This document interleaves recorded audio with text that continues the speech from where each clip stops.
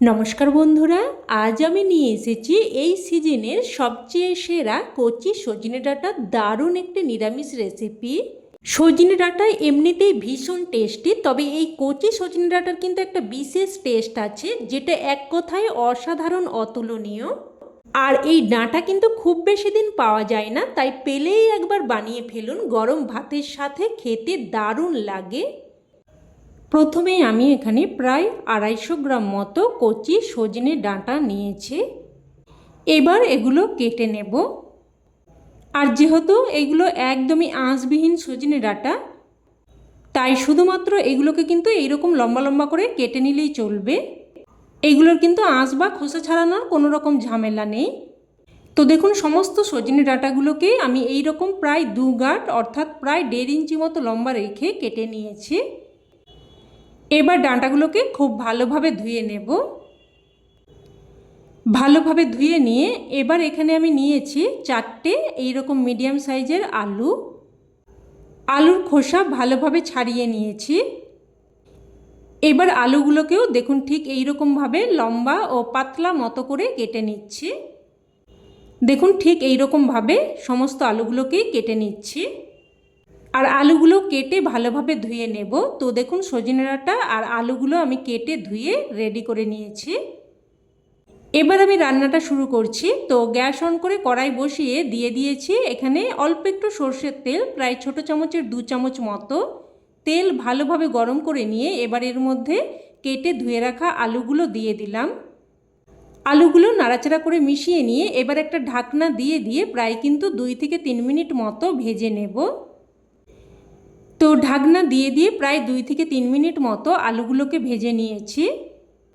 আর দেখুন, আলুগুলো কিন্তু বেশ হালকা লাল করে ভাজা হয়ে গেছে।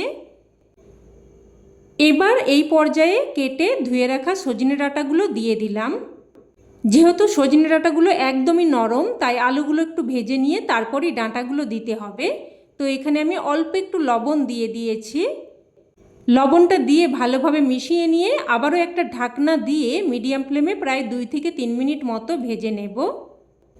আর এই সময় একটা মশলা তৈরি করে নেব। তো এখানে নিয়ে নিচ্ছে 1/2 চামচ মতো সাদা সর্ষে, 1/2 চামচ মতো কালো সর্ষে, আর 1 চামচ মতো পোস্ত, আর 2টো কাঁচা লঙ্কা। তবে ঝালটা কিন্তু অবশ্যই আপনারা আপনাদের স্বাদ অনুযায়ী দিয়ে দেবেন। এবারে মশলাটাকে আমি শিলেতে করে ভালোভাবে মিহি করে বেটে নেব। আপনারা চাইলে এগুলোকে কিন্তু মিক্সিং জারে করেও বেটে নিতে পারেন।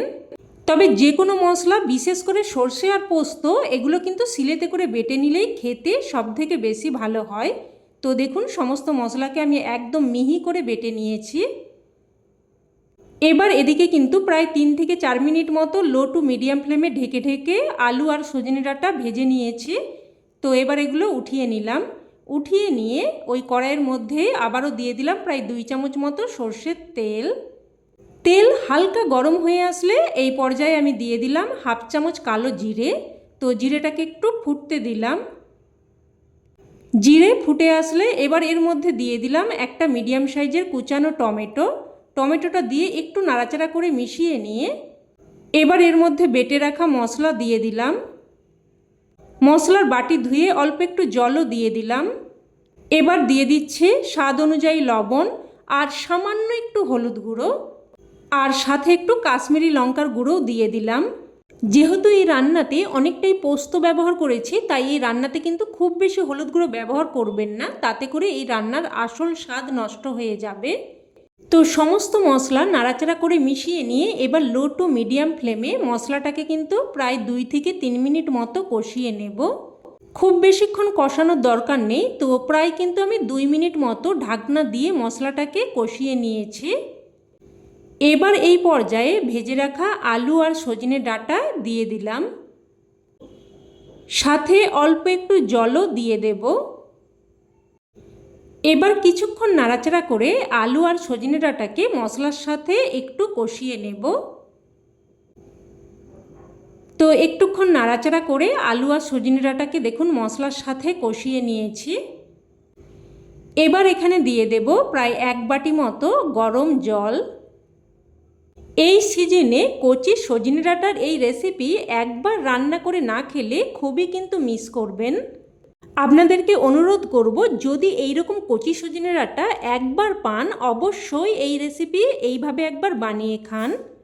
তো সব কিছু মিশিয়ে নিয়ে ঝোলটাকে ফুটতে দিলাম। ফুটে আসলে এবার একটা ঢাকনা দিয়ে মিডিয়াম ফ্লেমে প্রায় 4 থেকে 5 মিনিট মতো রান্না করে নিয়েছি। আর দেখুন আলু একদম ভালো মতো সেদ্ধ হয়ে গেছে, আর সজনে ডাঁটা তো একদমই নরম, সেদ্ধ হতে একদমই বেশি সময় লাগে না। তো এবার এখানে একটা মিডিয়াম সাইজের টমেটোকে আমি এইরকম বড় বড় টুকরো করে দিয়েছি, আর 4টে চেরা কাঁচা লঙ্কাও সাথে দিয়ে দিয়েছি। এইগুলো দিয়েও একটা ঢাকনা দিয়ে জাস্ট 2 মিনিট মতো রান্না করে নিলাম। আর এতে করে কাঁচা লঙ্কার একটা সুন্দর ফ্লেভার আসবে, আর টমেটোগুলো যখন মুখে পড়বে খেতে কিন্তু বেশ ভালো লাগবে। তো এখানে দেখুন 2-1টা আলু এইভাবে ভেঙে একটু তরকারির সাথে মিশিয়ে নেব, তাতে করে তরকারিটা কিন্তু বেশ মাখো মাখো হবে। এবার এখানে দিয়ে দিচ্ছি অল্প একটু চিনি, এতে করে স্বাদটা সুন্দরভাবে ব্যালেন্স হবে আর খেতেও কিন্তু খুবই ভালো লাগবে। চিনিটা দিয়ে ভালোভাবে মিশিয়ে নেব। এবার সবশেষে দিয়ে দেব এখানে 1 চামচ মতো কাঁচা সর্ষের তেল, আর শেষে একটু কাঁচা সর্ষের তেল ছড়িয়ে দিলে রান্নাতে কিন্তু বেশ একটা ঝাঁঝালো ফ্লেভার আসবে, তাতে করে খেতে খুবই ভালো লাগবে। তো সর্ষের তেলটা দিয়ে ভালোভাবে মিশিয়ে নিয়ে এবার গ্যাসের ফ্লেম বন্ধ করে একটা ঢাকনা দিয়ে স্ট্যান্ডিং টাইমে রেখে দিলেই রান্না কিন্তু একদম তৈরি। এবার এটা গরমাগরম ভাতের সাথে পরিবেশন করুন, খেতে কিন্তু জাস্ট ফাটাফাটি লাগে। এটা থাকলে আর অন্য কোনো কিছুই লাগবে না, সমস্ত ভাত এই একটা পদ দিয়েই খাওয়া হয়ে যাবে। অবশ্যই এইভাবে একবার বানিয়ে দেখুন, আর আমার বিশ্বাস আপনাদেরও খেয়ে খুবই ভালো লাগবে। তো রেসিপি কেমন লাগলো অবশ্যই কমেন্টে জানাবেন, আর ভালো লেগে থাকলে লাইক শেয়ার করতে যেন ভুলবেন না।